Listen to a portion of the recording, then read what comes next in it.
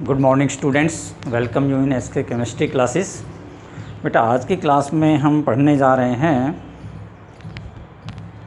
How Planck's quantum theory explains the black body radiation and the photo electric effect. तो पहले यहाँ से हम स्टार्ट करते हैं। सबसे पहला है हमारा explanation of black body radiation.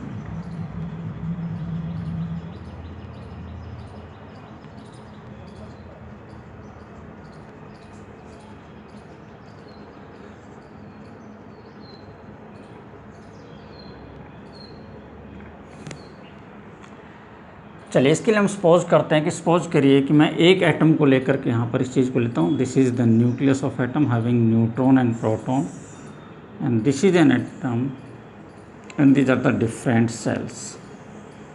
Suppose करिए कि इस न्यूक्लियस का जो इफ़ेक्ट है न्यूक्लियर फोर्स वो यहाँ तक लग रहा है।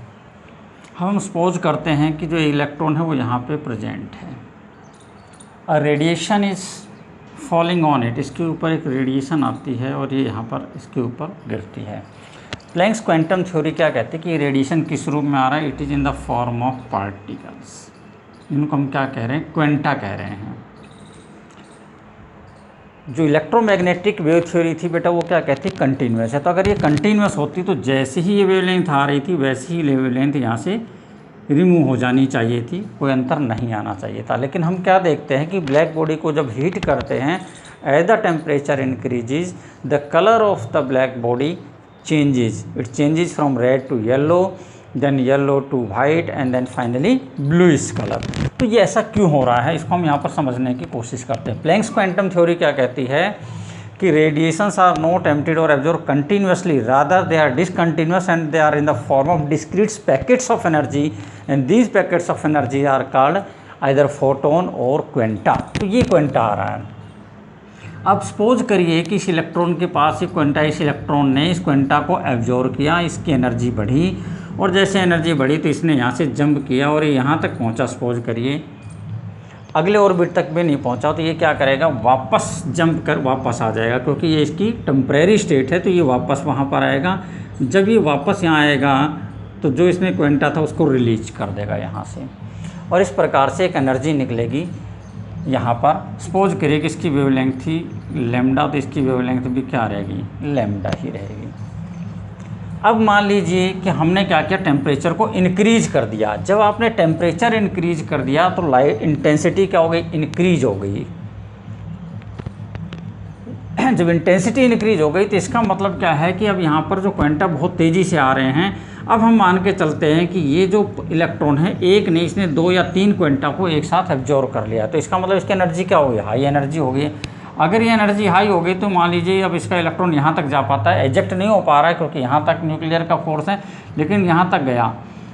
उसके बाद क्योंकि बाहर निकल नहीं पाया तो ये न्यूक्लियस वापस खींच लेगा इसको। जब इसने न्यूक्लियस ने इसको वापस खींचा तो फिर इसने एक रेडिएशन जो है वो ये रेडिएशन इसमें से बाहर निकलती है और इसकी जो वेवलेंथ है वो सपोज करिए कि है λ2।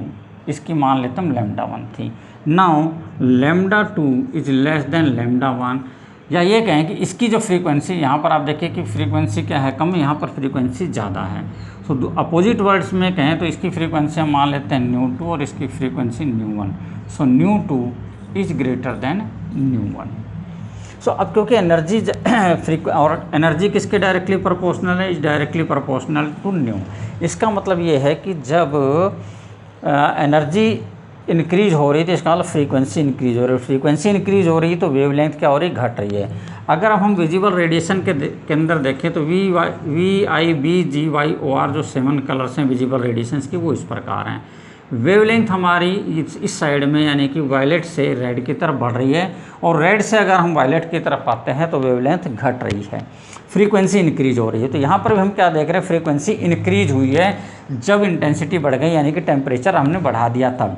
तो इट सिंपली मीन्स कि अब जो कलर है वो चेंज क्या होगा? रेड से ऑरेंज, येलो, ग्रीन, ब्लू की तरफ जाएगा ये कलर, एंड दैट्स वाई जो कलर है वो हम चेंज होता हुआ देखते हैं। As the temperature of black body increases the colour changes from red to yellow, then yellow to white and white to bluish colour. ये जो चेंज होता है वो इसलिए होता है। So Planck's quantum theory can easily explain the black body radiation. Now come to the photoelectric effect. How it can explain the photoelectric effect?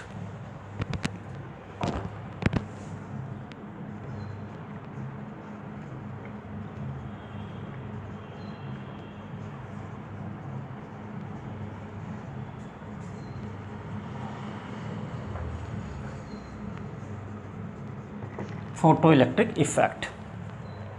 Photoelectric effect को पहले समझना जरूरी है। What is photoelectric effect? जब कोई रेडिएशन इंसिडेंट होती किसी metal plate पर और उसकी वजह से अगर इलेक्ट्रॉन मेटल के सरफेस से इजेक्ट हो जाता है, यानी कि इलेक्ट्रॉन न्यूक्लियस से इतने डिस्टेंस पे चला गया है कि अब न्यूक्लियस उसको वापस कैच नहीं कर पा रहा है, न्यूक्लियर फोर्स ऑफ अट्रैक्शन उसके ऊपर जीरो हो चुका है, न्यूक्लियस अपना कोई फोर्स नहीं लगा रहा है, तब हम कहेंगे कि वो बाहर आ चुका है। और ऐसे इलेक्ट्रॉन को हम क्या कहेंगे? फोटो इलेक्ट्रॉन कहेंगे। और इस इफेक्ट को फोटो इलेक्ट्रिक इफेक्ट का नाम देते हैं हम। इसका मतलब ये है कि हमें इलेक्ट्रॉन को कहाँ ले जाना? इन्फिनिटी पर ले जाना है, यानी कि उसका जो ऑर्बिट है वो इनिशियली जो भी ऑर्बिट है, यानी कि n1 हम जो भी माने 1 2 3 4 5 जो भी माने, n2 जो है वो उसका इन्फिनिटी हो गया, इन्फिनिटी पे चला जा चुका है, यानी कि इलेक्ट्रॉन जो न्यूक्लियस की पकड़ से बाहर हो चुका है। ओके, सो अब हम इसको स्टडी करते हैं, फिर हम उसी प्रकार से लेते हैं। ये हमारे पास ये एटम है एक, सपोज करिएगा भाई यहाँ पर एक इलेक्ट्रॉन है और इसका ये न्यूक्लियर फील्ड है, जहाँ से इससे बाहर निकल जाएगा तो मान लीजिए कि ये न्यूक्लियस की पकड़ से बाहर हो जाएगा। अब हमने यहाँ पर एक रे को इंसिडेंट किया, यहाँ पे ये आकर के इससे टकराती है और इसके क्वेंटा को ये एब्जॉर्ब करता है, और एब्जॉर्ब करने के बाद ये इलेक्ट्रॉन क्योंकि एनर्जी को गेन करता है, सो हाई एनर्जी होगा, यानी एनर्जी इंक्रीज होगी, बढ़ेगी एनर्जी। सो एनर्जी बढ़ेगी तो ये क्या होगा? बाहर की तरफ निकलेगा, लेकिन ये इस बाउंड्री को क्रॉस नहीं कर पाया और वापस आ गया।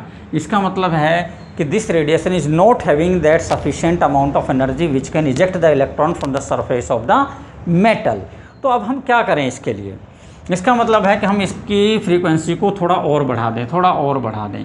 अब हमने इसकी जो फ्रीक्वेंसी है उसको इस स्तर पर ले आए कि ये इलेक्ट्रॉन जस्ट इसको क्रॉस कर पाता है, यहाँ तक पहुँचता है, लेकिन क्योंकि पकड़ से बाहर हो गया है, यानी कि it has come out of the surface of the metal.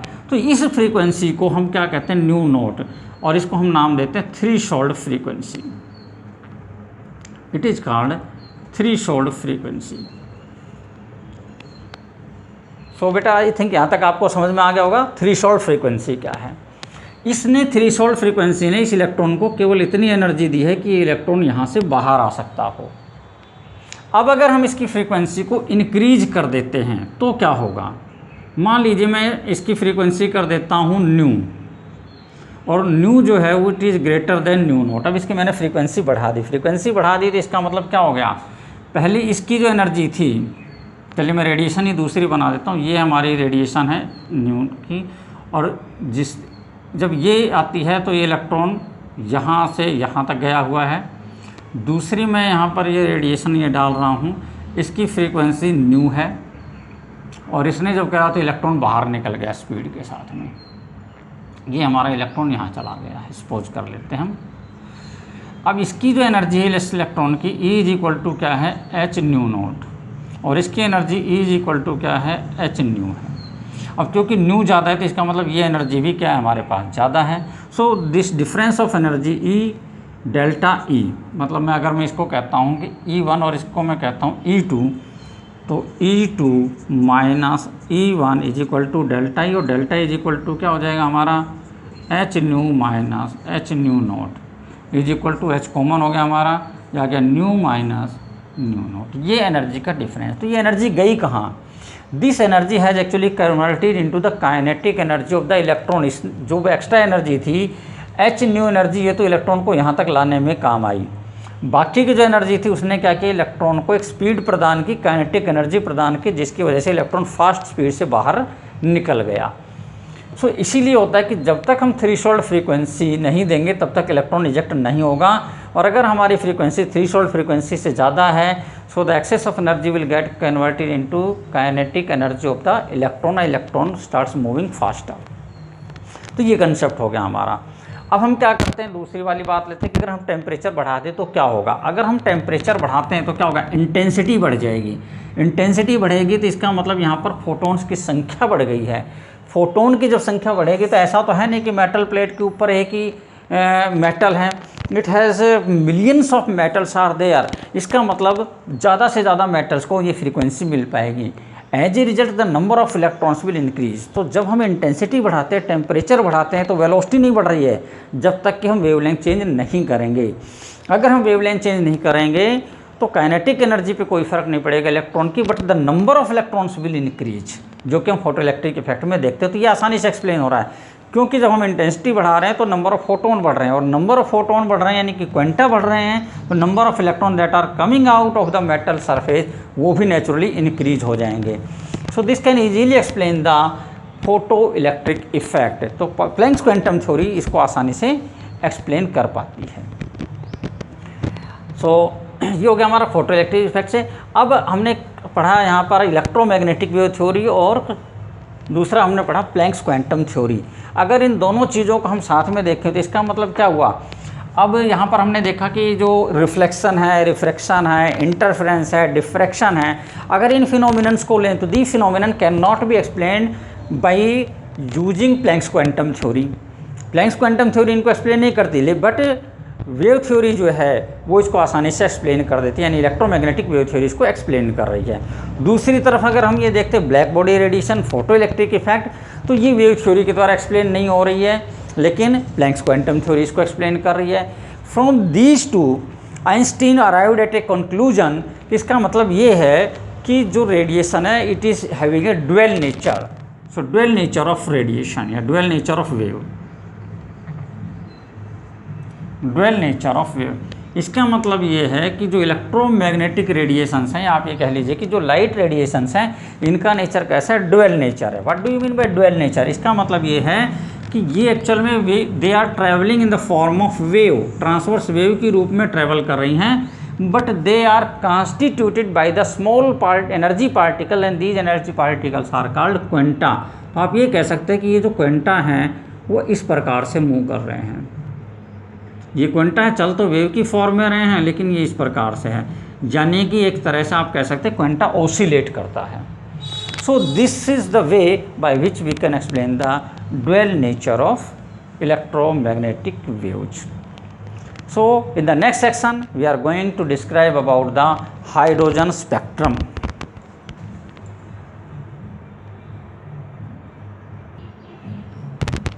तो बेटा इससे पहले कि हम हाइड्रोजन स्पेक्ट्रम के बारे में पढ़ें, उससे पहले हम पढ़ लेते हैं limitations of Rutherford model of atom और बोर्स मॉडल, ताकि हम उसको अच्छे से समझ पाएंगे।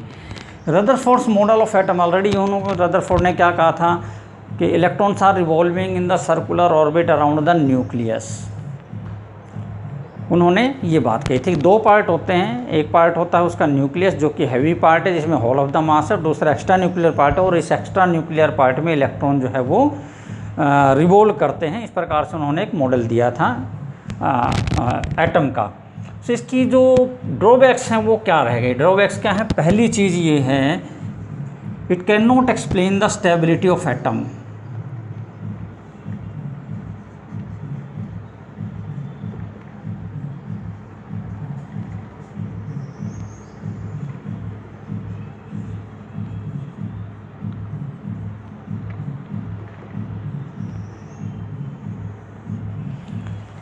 ऐसा क्यों है?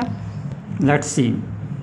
एक्चुअल में क्या है, उन्होंने बताया कि न्यूक्लियस है जो कि पॉजिटिवली चार्ज है, और इसके चारों तरफ सपोज करिए कि न्यूक्लियस है जो कि एक सर्कुलर ऑर्बिट में चक्कर लगा रहा है। मान लीजिए कि ये इसका ऑर्बिट है न्यूक्लियस का, जिसमें ये रिवॉल्व कर रहा है।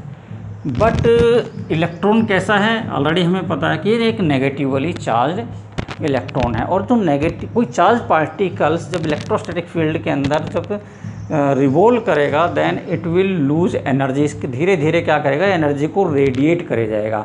सो according to law of mechanics, अगर ऐसा होता है कि अगर ये एनर्जी को लूज करता है तो slowly and slowly it's energy will decrease, और एनर्जी डिक्रीज होने का मतलब ये है its radius will become smaller and smaller and smaller, and finally it will fall into the nucleus, means it will not occupy circular path, rather it will have a radial path. सो अगर हम इसकी बात को सही मानते हैं जो उन्होंने कहा, तो इसके आधार पर क्या होगा कि जो इलेक्ट्रॉन है वो इस प्रकार का पाथ लेकर के चलेगा और इस प्रकार से एक रेडियल पाथ हो जाएगा इसका, और ये रिवॉल्व करते करते फाइनली क्या होगा, this will fall into the nucleus, ये इलेक्ट्रॉन न्यूक्लियस के अंदर समा जाएगा।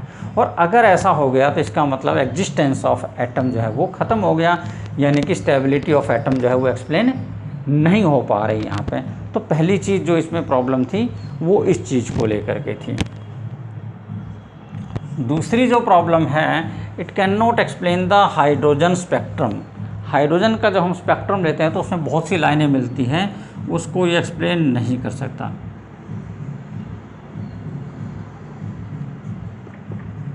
It can not explain the hydrogen spectrum. Hydrogen spectrum के अंदर जो हमें डिफरेंट सीरीज ऑफ लाइंस मिलती है, लाइमन सीरीज है, बामर सीरीज है, पाशन सीरीज है, ब्रैकेट एंड फंड सीरीज है, 5 तरह की जो डिफरेंट सीरीज मिलती हैं हमें, वो क्यों आ रही हैं जबकि उसके अंदर 1 इलेक्ट्रॉन सिस्टम है, तो उसका जो रीज़न है उसको यहाँ से एक्सप्लेन नहीं किया जा सकता है। सो ये मेन इसकी ड्रॉबैक रही है।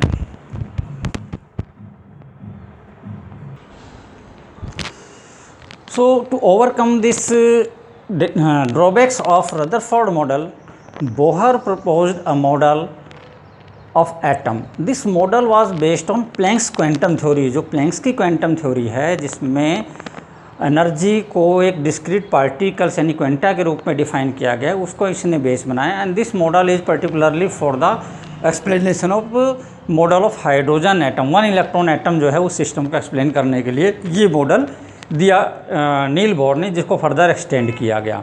The model was propose in 1913। So what are the main postulates of Bohr's model of atom?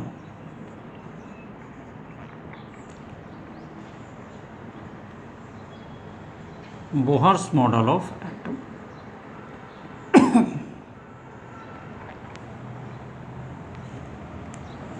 it was proposed by Niels Bohr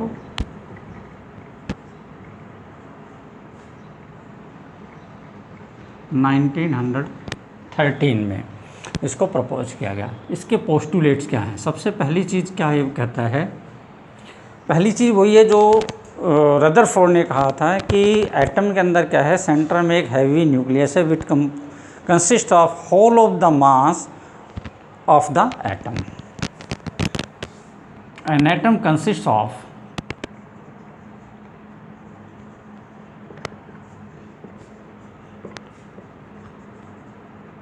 heavy positively charged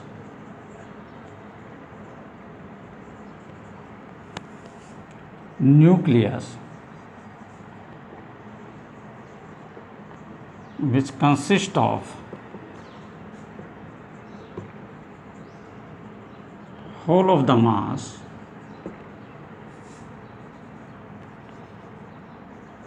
of atom। Atom का पूरा जो मास है वो न्यूक्लियस में है, तो एक स्मॉल पॉजिटिवली चार्ज सेंटर है जिसके अंदर ये सारा प्रेजेंट है। दूसरी इंपॉर्टेंट बात ये क्या कहता है, दूसरी इंपॉर्टेंट बात ये कहता है, ये भी वही सर्कुलर ऑर्बिट बताता है, लेकिन ये कहता है कि ये जो सर्कुलर ऑर्बिट्स हैं वो डेफिनेट एनर्जी के हैं, इनकी एनर्जी चेंज नहीं हो रही है। सो दूसरा जो पॉइंट है वो थोड़ा सा मॉडिफाई कर दिया नील बोर ने। वो क्या कहता है, the electrons revolve around the nucleus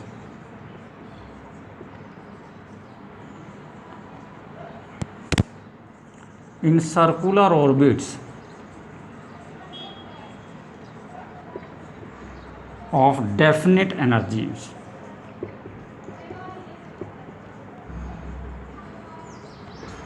of definite energies called energy states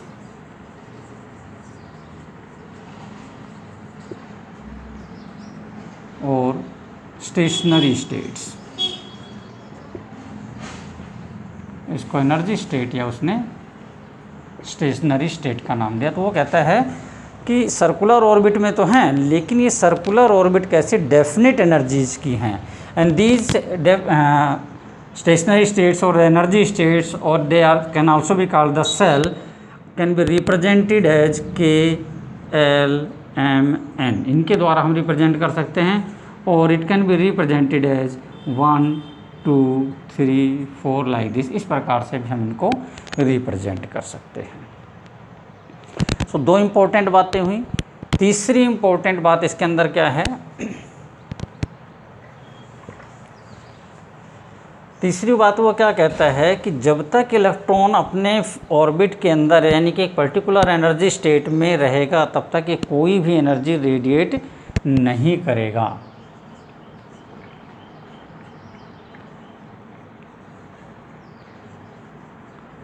till the electron is revolving in its fixed orbit.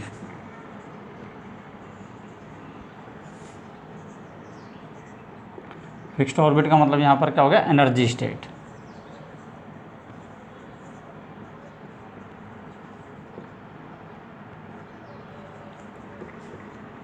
It will neither loss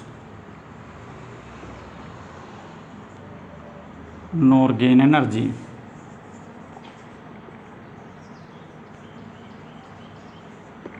और क्योंकि यहाँ पर ना एनर्जी का लॉस हो रहा है और ना ही एनर्जी का गेन हो रहा है, इसका मतलब इसका जो ऑर्बिट है वो कैसा रहेगा, फिक्स रहेगा. और एनर्जी ऑर्बिट क्योंकि फिक्स है, इसलिए ये जो पॉइंट था कि एनर्जी रेडिएट होगी and the electron will fall into the nucleus, ये पॉइंट यहाँ से बिल्कुल ख़त्म हो गया. So it is able to explain the stability of the atom. चौथा पॉइंट क्या कहता है कि अगर हमें इसको एनर्जी दी जाए, the electron will jump into the higher energy levels, यानी हायर एनर्जी स्टेट में चला जाएगा. That is called excited state. But these excited states are not permanent, these are temporary, and finally the electron will return back to its ground state, यानी कि normal जो energy state उसमें वापस लौटेगा. And it will radiate the same amount of energy as it has absorb. जो इसने absorb किया था उसी एनर्जी को ये यहाँ से रिलीज कर देता है. सो इसको मैं डायग्रामेटिकली शो कर देता हूँ. ये हमारा न्यूक्लियस है, ये सपोज करिए कि एनर्जी स्टेट्स हैं. अब मान लीजिए कि यहाँ पर कोई इलेक्ट्रॉन है, अगर इसके ऊपर कोई रेडिएशन आती है तो ये एनर्जी को एब्जॉर्ब करेगा और ये हायर एनर्जी स्टेट में जाएगा. जहाँ से एनर्जी इसने इलेक्ट्रॉन जंप किया, ये बीच में कहीं नहीं रुक सकता, रुकेगा तो केवल यहीं आकर के रुकेगा. इसको जब एनर्जी मिलेगी तो यहाँ पर आ गया. सो दिस स्टेट, ये इसकी ओरिजिनल स्टेट है, this is called ground state. अगर ये इलेक्ट्रॉन एनर्जी मिलने के बाद में यहाँ पे चला जाता है और यहाँ पे रिवोल्यूशन स्टार्ट कर देता है, पहले यहाँ था अब ये यहाँ पर आ गया. अगर ये इलेक्ट्रॉन यहाँ से जंप करके यहाँ चला जाता है, so this state will be called excited state. Excited state. और एक्साइटेड स्टेट कैसी है, टेम्परेरी है. It is a temporary state. So finally what will happen, this electron will return back to its original state and it will remove the same amount of energy. जो इस radiation को इसने absorb किया था उसको ये क्या करेगा, रिमूव कर देगा. तो अगर इसकी वेवलेंथ लैम्डा है तो इसकी वेवलेंथ भी क्या रहेगी, लैम्डा ही रहेगी. तो ये वेवलेंथ यहाँ से बाहर आ जाती है. सो इस प्रकार से ये स्टेबिलिटी को आसानी से एक्सप्लेन कर पा रहा. These are the main postulates. Based on these postulates एक और मेन इम्पोर्टेंट पोस्टुलेट्स है इसका जो कि बहुत इम्पोर्टेंस रखता है. पांचवा पोस्टुलेट क्या है, टिल जो डेफिनिट ऑर्बिट्स है उसके बारे में बताया. एक्चुअली जो the stationery states that is possible, they should have the fixed angular momentum. उनका जो एंगुलर मोमेंटम है वो क्या रहेगा, फिक्स रहेगा, क्वांटाइज्ड रहेगा. इसको कहते हैं क्वांटाइजेशन ऑफ एंगुलर मोमेंटम. तो इनका जो पांचवा और इम्पोर्टेंट पॉइंट था वो था क्वांटाइजेशन ऑफ एंगुलर मोमेंटम. तो ये क्वांटाइजेशन ऑफ एंगुलर मोमेंटम क्या कहता है, it states that the possible energy states around the nucleus have a fixed angular momentum. They have fixed angular momentum and this angular momentum will be mvr. angular momentum को हम represent करेंगे. अगर mass m है, v is the velocity, r radius है, then it is equal to h/2π for the first orbit. तो पहली जो energy state है उसका जो एंगुलर मोमेंटम होगा वो होगा h/2π, where h is the Planck's constant. Either it will be this or it will be the multiple of this. तो इसका मतलब सेकंड अगर होगा तो सेकंड के लिए हम क्या करेंगे इसको, it will be nh/2π, where n is the number of shell और ऑर्बिट या सेल या एनर्जी स्टेट जो भी आप कहते हैं उसका नंबर है। तो it will always be whole number multiple of h/2π। तो किसी भी अगर ऑर्बिट का हम एंगुलर मोमेंटम रखेंगे it must be an integral multiple of h/2π का एक इंटीग्रल मल्टीपल होना चाहिए। Means the angular momentum of an electron is quantized, जो एंगुलर मोमेंटम है वो क्वांटाइज होना चाहिए। यहीं से क्वांटाइजेशन ऑफ एनर्जी का कॉन्सेप्ट डेवलप होता है। सो बहुत इंपॉर्टेंट पॉइंट है यहाँ पर बोहर्स मॉडल ऑफ एटम के अंदर। So by using this concept of Bohr's model we can also derive the radius of different orbits के जो रेडियस हैं उनके बारे में हम पता लगा सकते हैं। फॉर हाइड्रोजन एटम और hydrogen like atoms means those atoms which consist of only one electron. So one electron system जो है यानी कि वन इलेक्ट्रॉन वाले जो एटम हैं मीन्स इट में बी हाइड्रोजन, इट में बी He पॉजिटिव और Li2 पॉजिटिव, इन सभी में क्या है एक एक इलेक्ट्रॉन है। तो इस प्रकार के वन इलेक्ट्रॉन सिस्टम के लिए हम उनका रेडियस, उनकी एनर्जी जो है वो कैलकुलेट कर सकते हैं, उनकी वेलोसिटी को कैलकुलेट कर सकते हैं। सो उसका डेरिवेशन हमारे यहाँ पर नहीं है। So I am just taking the उनकी एनर्जीज़ वगैरह क्या होंगी हम उसको ले लेते हैं।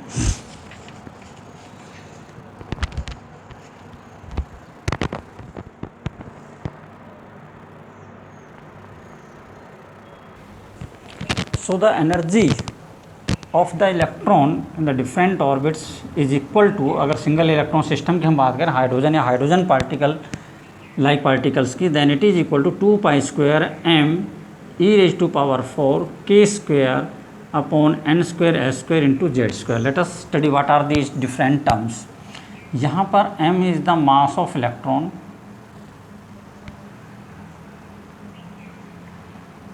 विच is 9.1 multiplied 10⁻⁻31 kg. Then is the charge on electron,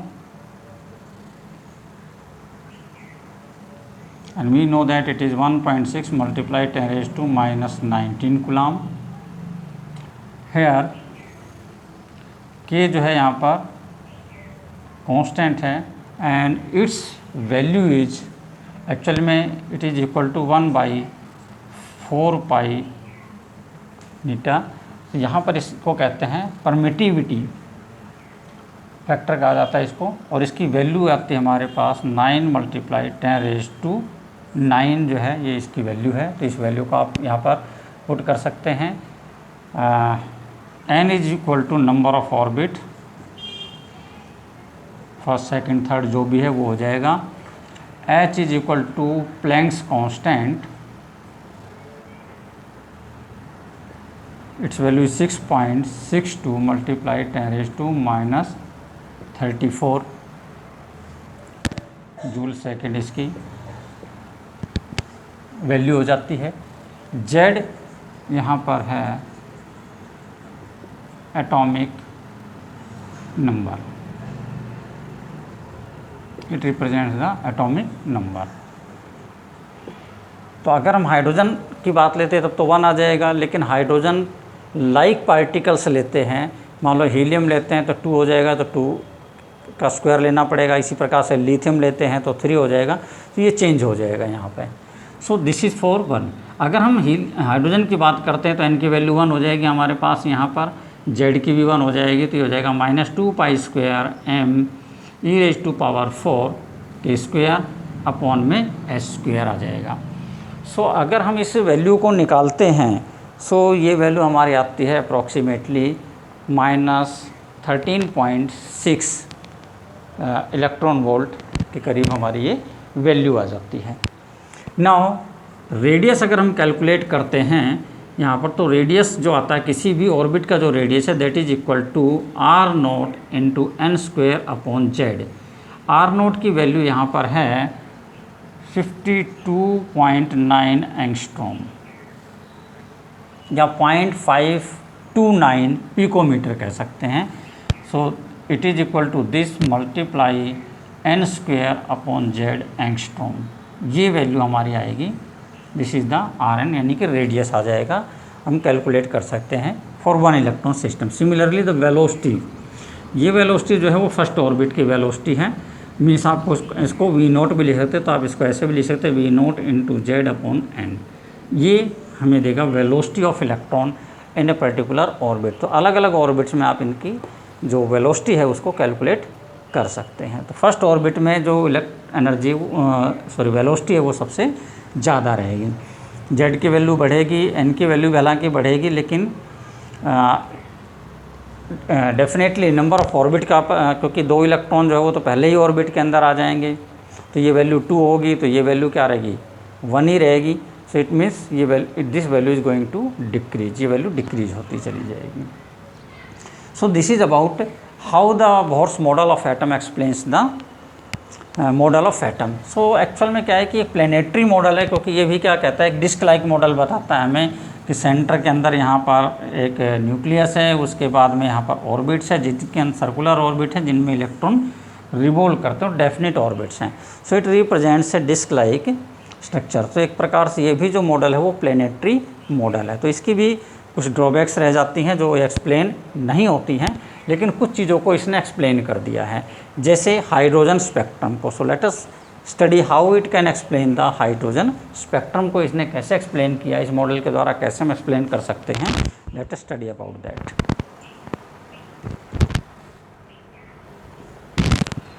हाँ, well students, so let us explain hydrogen spectrum by Bohr's model of atom. Bohr's model of atom क्या कहता है कि an atom consist of different energy states and that are quantize, means fix energy की states यहाँ पर present हैं। और अगर ऐसा है तो इसका मतलब हमने यहाँ पे लिया, मान लीजिए कि first orbit, second, third, fourth, fifth, 6, 7, 8, 9, 10 कुछ भी हो सकता है।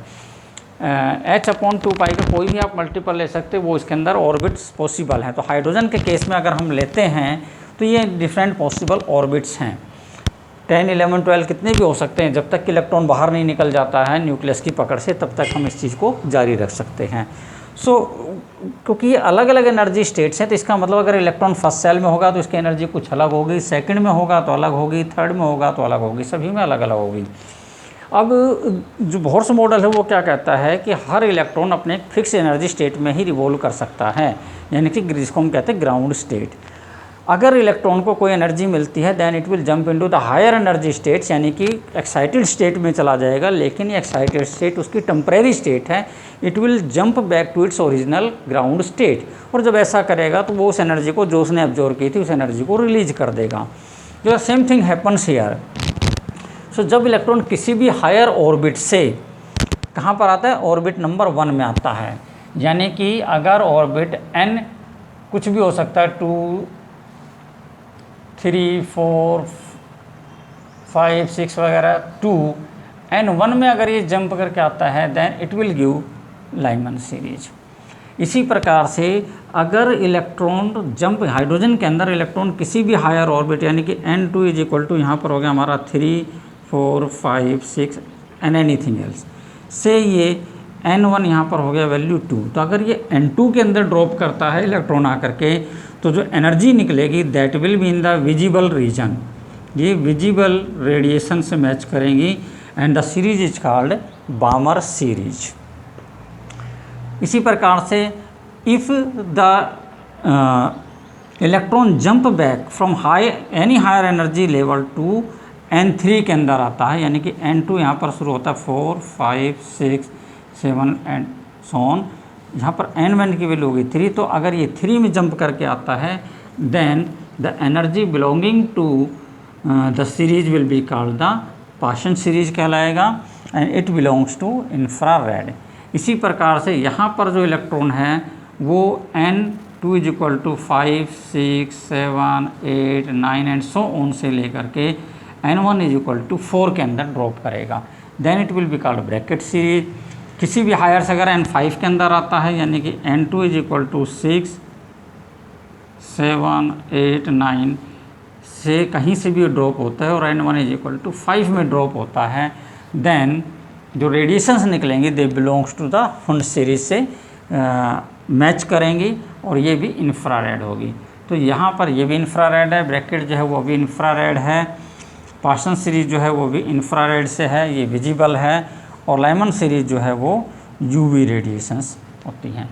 सो Bohr's model of atom can easily explain the different lines या different series that we observe in the hydrogen spectrum. Hydrogen spectrum के अंदर जो हमें डिफरेंट सीरीज मिलती है वो यहाँ पर एक्सप्लेन हो पा रही हैं। So this is how it can explain the hydrogen spectrum, Bohr's model of atom. So that's all for the day. In the next section we will be studying about some other important concepts. Thank you. Have a nice day.